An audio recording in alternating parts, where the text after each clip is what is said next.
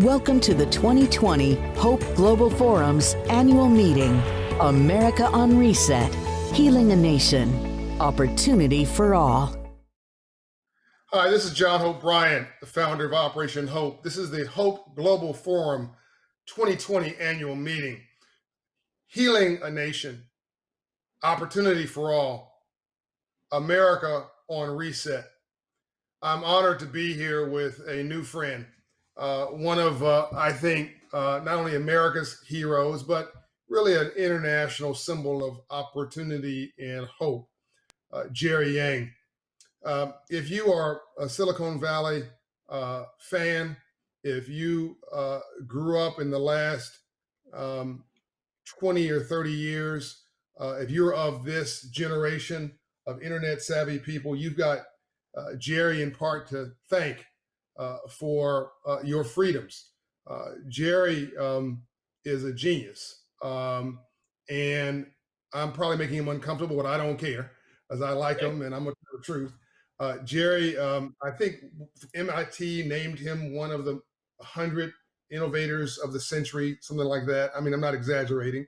He founded Yahoo. Let me get that out of the way. Co-founded Yahoo, and someone actually said basically he's in part responsible for the internet as we know it today. And I don't believe that's an overstatement.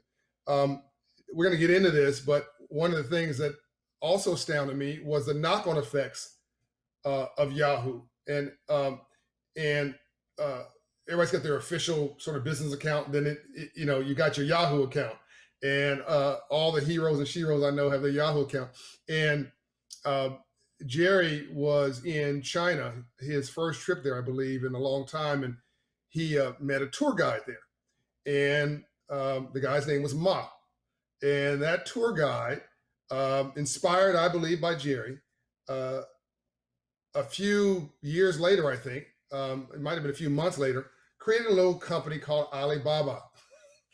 And Jerry, hopefully he tells the story, Jerry went on to invest a little money in Alibaba from Yahoo, and that became one of the most heralded investments of an American company in China in all of American history. The multiples on that return were off the charts, and hopefully we'll get into some of that. So I want to talk a little bit about his professional trajectory, but in the times we're living in now, Jerry and I have been having a lot of personal conversations about what really matters and what matters most, and hopefully we get into that too. Ladies and gentlemen, my friend, Jerry Yang. Thank you.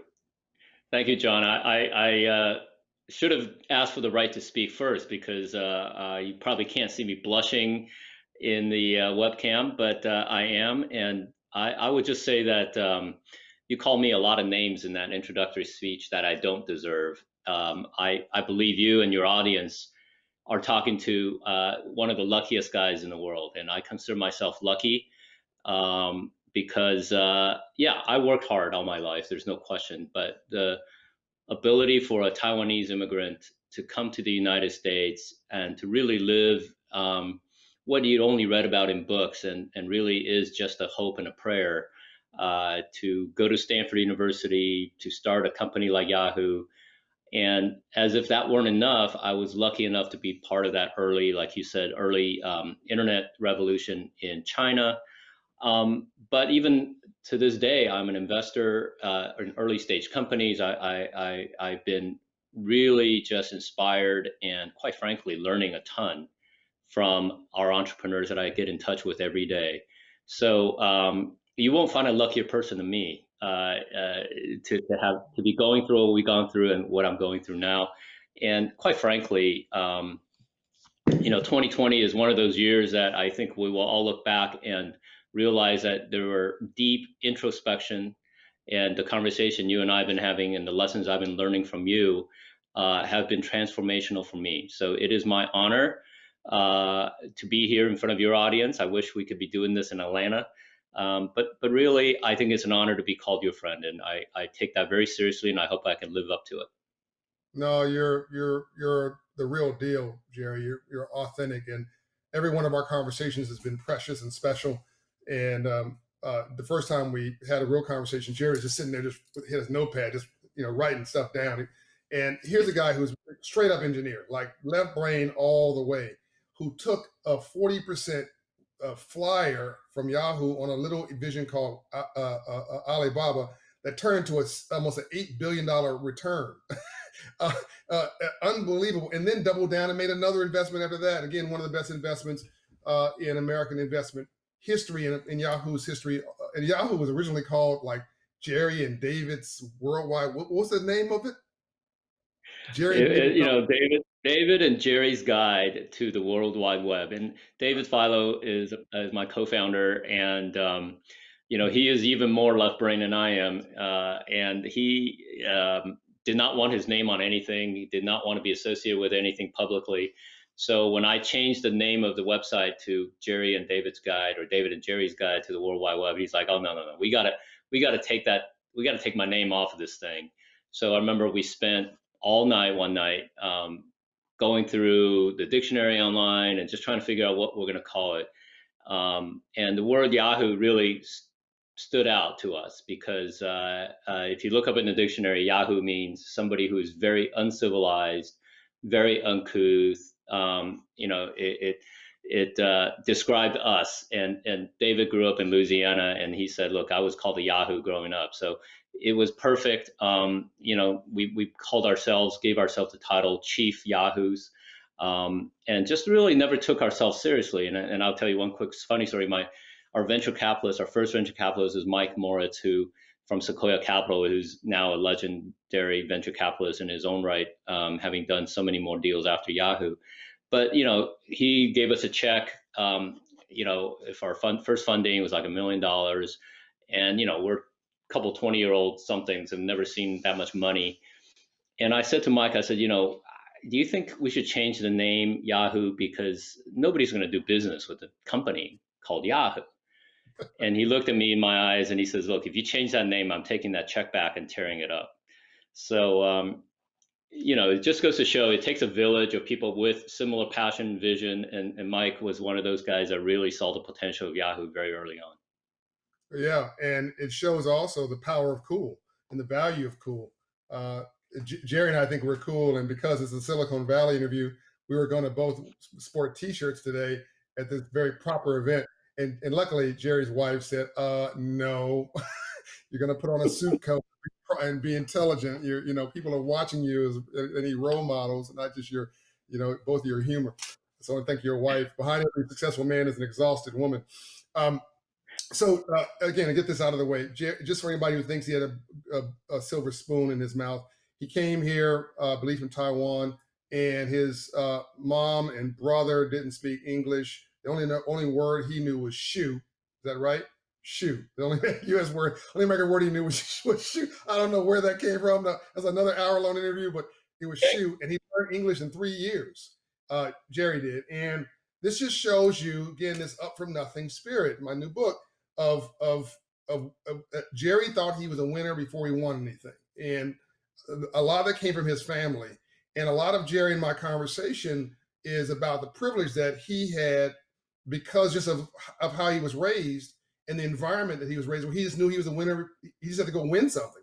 And yes, he's going to be discriminated against because of his heritage and all this, but he didn't let any of that bother him. And his compassion for the Black American plight, where that was in many ways maliciously beat out of us. Not in many ways, it was. Our labor was, we were talking about, trying to get the Asian community and the Black community to understand each other better. And some of his Asian friends were like, "Well, shoot, I worked hard, I struggled. Why is this any different?" And Jerry and I were like, "Well, were you a slave?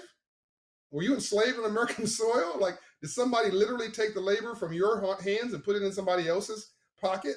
No. Reverse transfer of wealth. Were you capital, or could you not earn capital from your labor?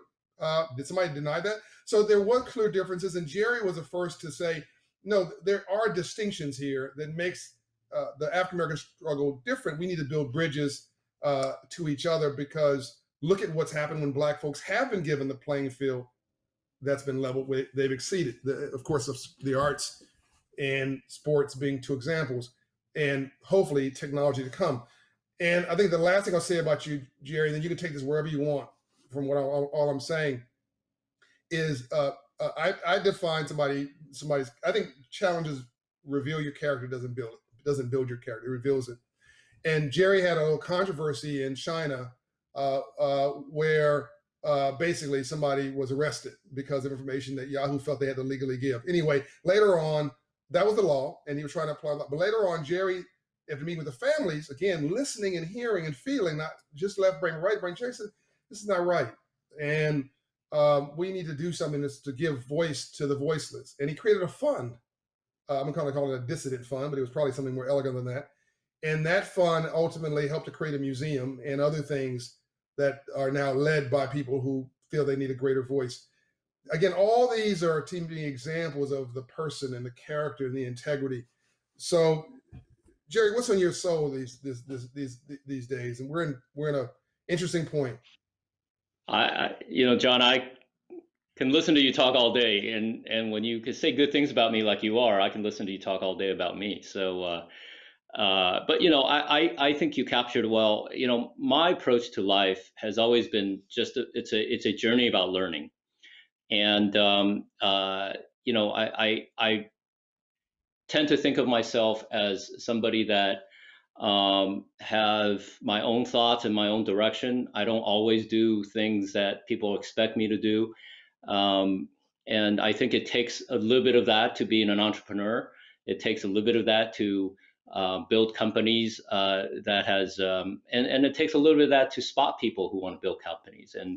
And of all the entrepreneurs I've met in my life that are vastly successful, they all come in different shapes and sizes and sexes and ages, but they all had a bit of a contrarian streak in them, if you will. And I think I'm a little bit of that way. And when I left Yahoo in 2012, people thought I was crazy, and it was the most liberating day in my life. I felt like to walk away something that I built, but really felt like I could start by being who I am, not what people think I am, which is always associated with Yahoo.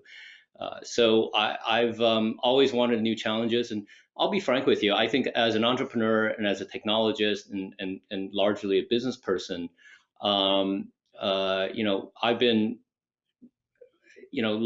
paying less attention to social justice and our civil rights. And obviously, I think we all have been waking up, if not woke up, in the last 3.5, 4 years for a number of reasons, everything from Charlottesville to the pandemic. And I think you and I started a conversation back in May.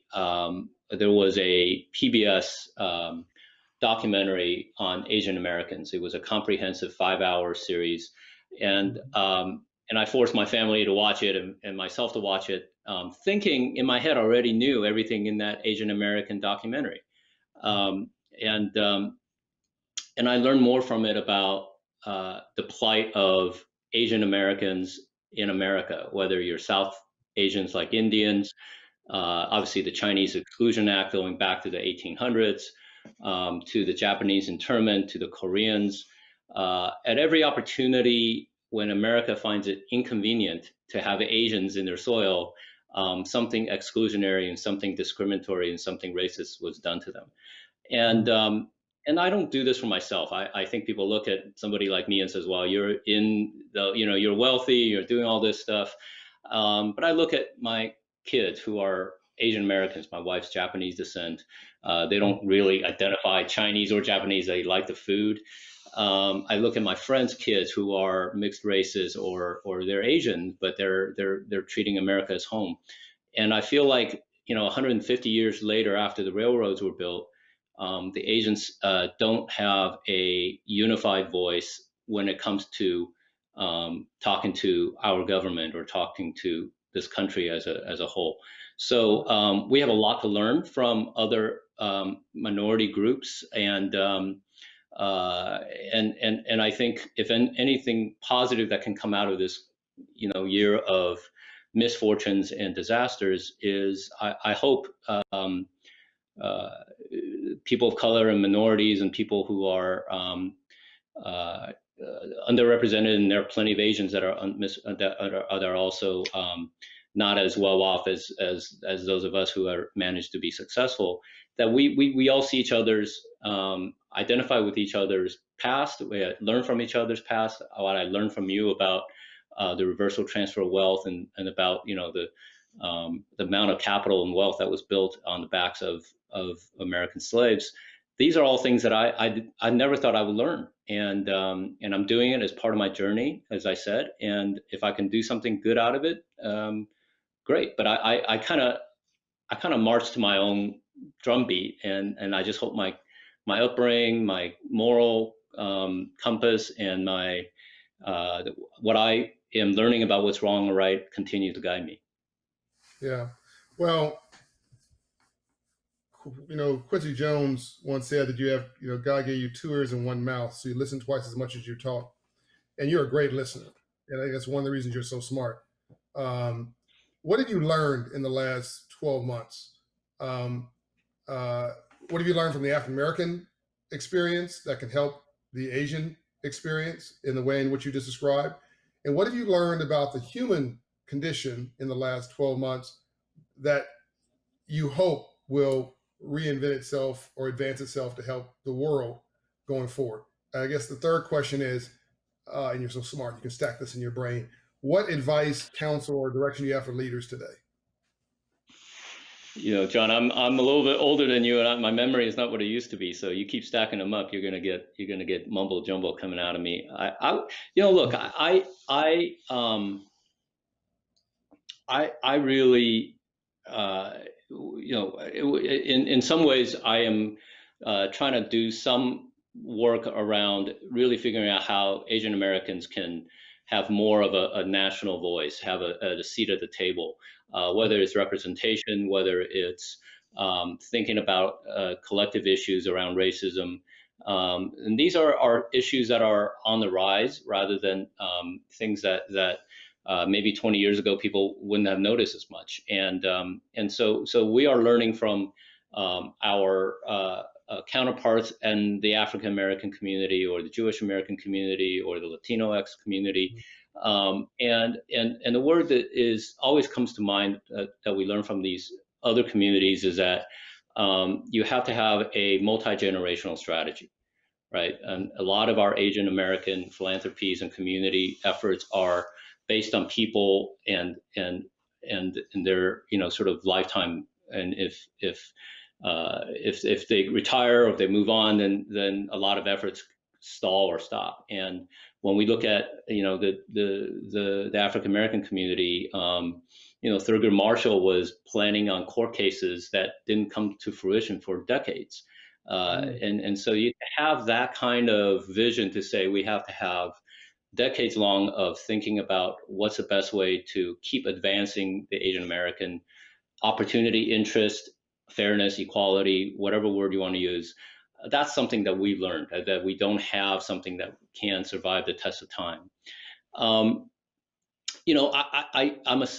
a geek. I'm a left brain guy. I'm an engineer. I'm a science-based guy, John. So I would say that, what I learned about humanity is that, pandemics don't discriminate against race, and it doesn't care what position you're in. You could be the president of the United States, or you could be a farm worker in Salinas.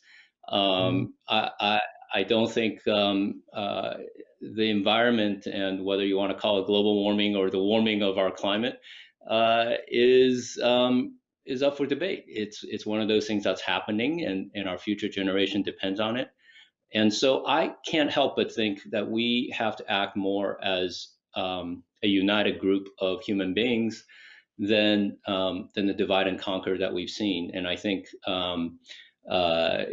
I just hope it's not too late on some of these issues like climate change. But I also am hopeful to take the Operation Hope. That if we put our mind to it, we can solve these things. But we have to come together more than we are dividing. And the last thing I would say to leaders, and I said this to Vice President Biden yesterday, is I think we need to move forward in a way that is concrete, that is action oriented, and hopefully if he gets elected, there's a lot more lower hanging fruit, but still, there's a lot of work that we have to do. And I think leading by action rather than by words is going to be really, really important. And this goes around not just for political leaders, but also our corporate leaders and our community leaders. These are time to act, and time by showing what you can do by doing it rather than saying it. Yeah. Anybody, you remembered all three questions, by the way, with deftness and accuracy. Anybody watching this must be shocked by the transparency, by the authenticity, by the warmth of your soul, the depth of your heart, your care. We're not reading from scripts. We're not, we don't, there's no cue cards. You don't know the questions I'm going to ask you before I ask them. We didn't pre-plan this. We're just having a conversation between friends and people who care. And he's answering from his heart. And when people say, well, should there be billionaires? Should there be people who have billions and tens of millions? Here's your answer right here. As I was with Shimon Peres in Israel, and he said, John, people will criticize your work, trying to make free enterprise and capitalism work for all of God's children, et cetera, et cetera. And capitalism is a horrible system except for every other system. But even if you want to distribute money like a socialist, you got to first collect it like a capitalist. And here's a guy who's amassed a fortune. Him and his wife have made a $75 million contribution to Stanford University. I believe that's for an environmentally sustainable building. It might be a museum. You'll tell me what it is for. Made another contribution for an Asian art or history museum. Again, he's talking about generational, multi-generational change. He's making sure that that he does well and does good at the same time. He's trying to figure out how can he make investments that not just are profitable, but also build wealth and opportunity at the same time. He's using his voice for the greater good of society and using his pocketbook to back up his values and his principles. And, broke folks can't change much other than to protest. And I think that our protesters have to go from the streets to the suites. And those in the suites have to respect the voice and the power in the streets, because society is created from the bottom in, not the top down. And they build that way too, from the bottom up. And you came from the bottom up, and now you're trying to grab another ladder to bring other people up. And it's not just people who look like you. So Jerry, I just want to say thank you. And, we leave every conversation we have unfulfilled because there's no period at the end of the sentence, because that's not the way life works, right? This is a process, and it's the journey. And is there any final comment you want to leave with the audience? We're over our time, but I felt it was worth it. Hopefully you do too. Is there any comment you want to leave the audience on? Yeah, no, I am in violent agreement, and